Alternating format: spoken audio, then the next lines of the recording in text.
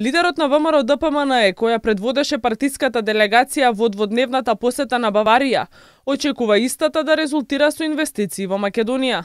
Добивме оптимистички од нив ветувања дека понатаму ќе помагаат уште повеќе во однос на зачленувањето на Македонија во Европската унија и во НАТО. Разменивме многу информации околу состојбите во Македонија, она што се случуваше, она што сега се случува и она што следува. Така што можам да кажам дека имаме поддршка од Баварија. Една од целите на посетата на Баварија покрај добивање политичка поддршка и контакти со баварски компании, кои лани во Македонија оствариле трговска размена во вредност од околу 1,5 милијарди евра, од кои извозот од Македонија е 15 пати поголем од увозот од Баварија, со што сме пред неколку други членки на Европската унија.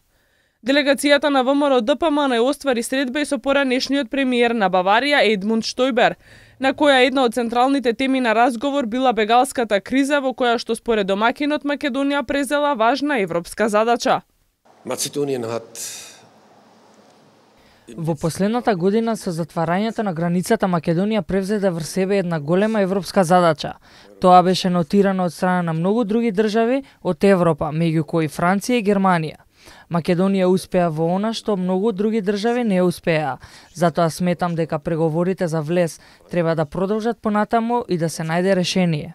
Екс-лидерот на Христијанско-социјалната унија смета дека на предвремените парламентарни избори што ќе се одржат во Македонија, ВМРО-ДПМН ќе постигне голем успех. Се надевам дека изборите на 11 декември во Скопје, нашата сестринска партија, предводена од Груевски, ќе оствари победа.